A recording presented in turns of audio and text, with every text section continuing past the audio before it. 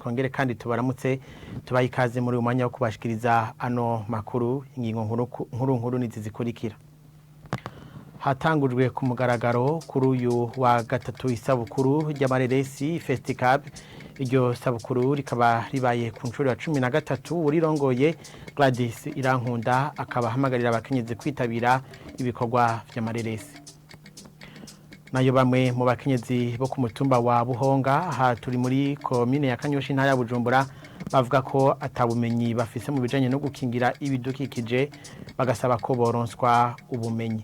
Mukanya ni nkuri mwimwe ukwabo.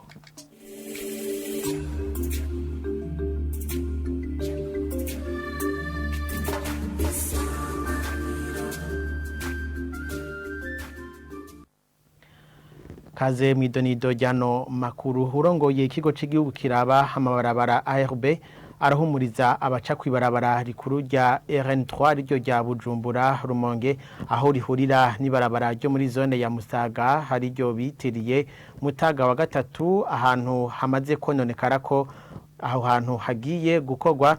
Ivyo rero akaba bishikirije nyuma yaho abahaca n'ingendeshwa bavuga ko bakunda kugira amasanganya kandi ko bibononera nizo ngendeshwa kurikire Regis Mpawe nayo. Mu bisanzwe hajya ahantu hariho agakanalization gato ikahaca kubera amazi azava ruguru, hariho rero amadarete ari hajya ahantu rero kubera aho haca n'amakamyo manini hari gihe amadarete iyo atakozwe neza aca amenagurika. Ibyo rero twarabibonye ko hamenetse, twararungitse umutekinisien wacu kugira tubumbe andi madarete tuyatware. Rero tuzogerageza tubikore neza kugira ngo ntibisubire kumeneka. Hatangujwe icese kuri uyu wa gatatu isabukuru ry'amareresi ari ryo rya Festicab. Iryo sabukuru rikaba ribaye ku nshuro igiri ya 13 urirongoye Gladys Irankunda hamagarira abakenyezi kwitabira ibikorwa by'amareresi. Nayo isabukuru nyizina bikaba bitegekanijwe ko rizotangura ku igenekerezo rya 27 ukwezi kwa gatanu maze rirangire ku igenekerezo rya gatatu ukwezi kwa gatandatu. Igihe cyose habaye iryo sabukuru rya Festicab ku mwaka batora icivugo bijanye n'igihe tuba tugezemwo canke ikibazo tuba dukeneye ko gitore inyishu ari mu Burundi canke ku isi yose. Muri uno mwaka twagize theme ivuga ngo l'entrepreneuriat, autonomisation économique de la femme. Rero turabibona yuko muri kino gihe abakenyezi aribo bantu bisa nuko bariko baragerageza kugira ngo babashire imbere canke ngo bashobore kubateza imbere. Nico gituma twiyumviriye yuko ico civugo arico twokoresha uno mwaka. Cane turahimiriza ari abarundi bakore amasinema ajanye n'icivugo tuba dufise mu mwaka.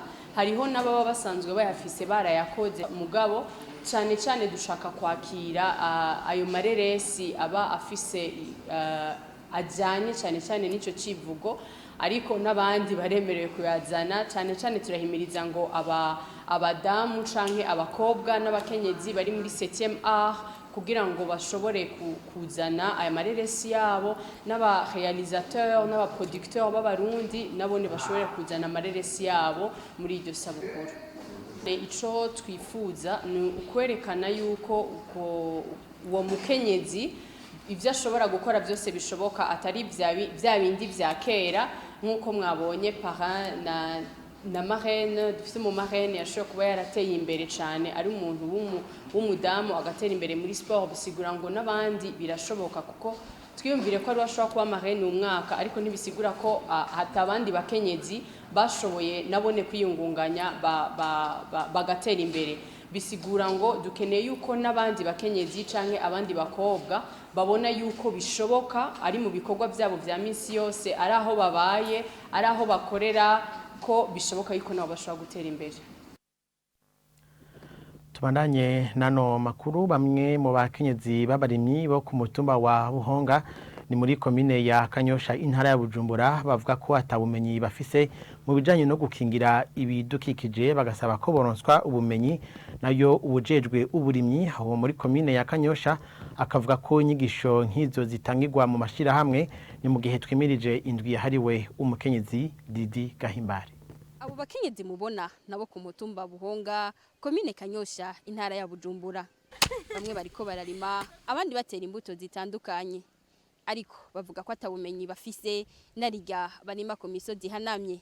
Seko bisanzwe nta birebire ndabiziko mugabo ndazi ibintu byo gusima ikobeko nkamenya ibintu byo gutera ubwatsi ibintu bya birebire navyo kuvuga ngo ndabimenya kuko nkabatwebwe bisanzwe nk'ubu zewe nta muntu neza ndabona twigiza kandi zana kuriye kwisuka kuva nkura nta kandi kazi nisuka gusa kugira nze mu rugo nisuka nta wundi mwuga zewe mfise mugahe gira turonka umuntu atwigiza sawa sawa ntawe ndaronka zewe novuga ati yonyigisa ati koruku mu guhindura mu buzima mu byo kurima ya ikingira ibidukikije ntaco ndabisiko cyane.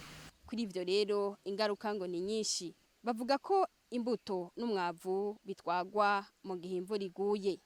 Urumva hadakingiwe ze ndabona umenga nkuko unye nabona nkuko urakoze nkuko unye uragiye none haraze yambura urabona ubuko imvura igwa ku bwinsi irasobora nkakavu nazanyukura urabona ko nzana kavu irasobora kugakura ngasansanga ndiko ndahomba sanka izi ntego umuntu atera irasobora gusanga zagiye nkuko urayazitwara ingorane zirahaba nyene umva zoreka kuhaba zitegerezwa kuhaba urumva tutabikingiye urumva ni kwa kundi nyene haje nk'inkukuru urumva bica vyononekara bimwe twokingiye tutabikingiye urimye honyene utakise nk'ivyatsi ikiraza kigakura nk'iyo ruguru kigahurutura nta n'ikintu usubira kuhanoba.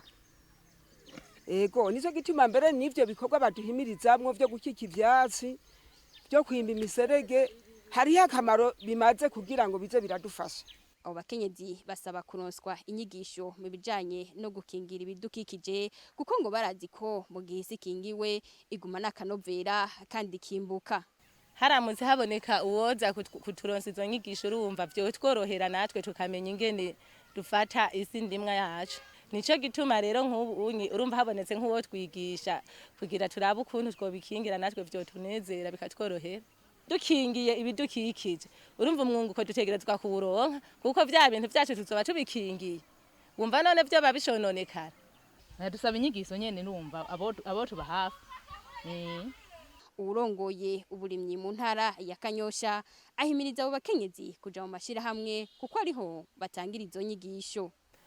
Turiko tubahanura ko boja mu mashira hamwe cyane cyane niho binyaruka kuko izo nyigisho tuzitangira mu mashira hamwe turabatuma ko bakaza ku mitumba amashira hamwe twabahamagara ko bose boja muri ayo mashira hamwe kugira ngo izo nyigisho zishobore kubashikira bose.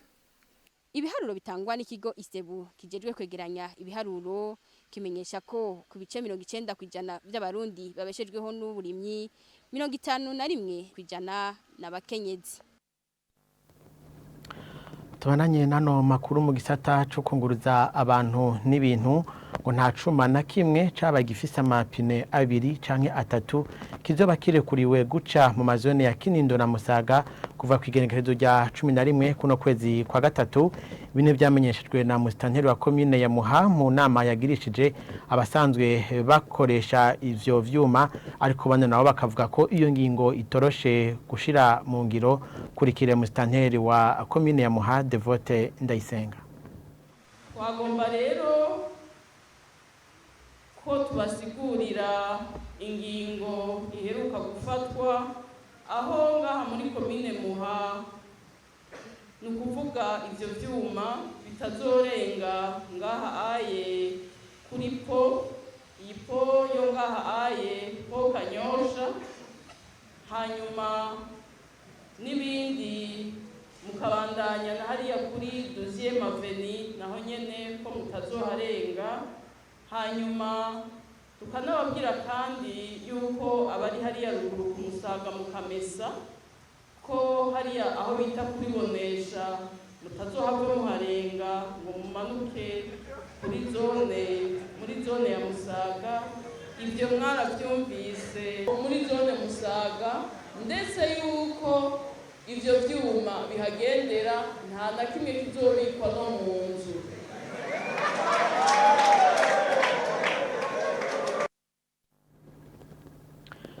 Mukurangiza hano makuru dukubitire mu makungu aho habaye muri Afrika y'Epfo kuri wa gatatu imyerekano yabaye mu mutekano imbere y'ibiro by'abajejwe imigenderanire y'ico gihugu n'andi makungu abanyagihugu bakoze imyiyerekano bakaba basaba ko ico gihugu cova mu gacerere kikerekana aho gihagaze ku bijanye n'ibitero igihugu c'Uburusiya catanguje mu gihugu ca Ukraine. Ino nkuru ya bagenzi bacu ba Africa News tuyibaza Sheila Irambona.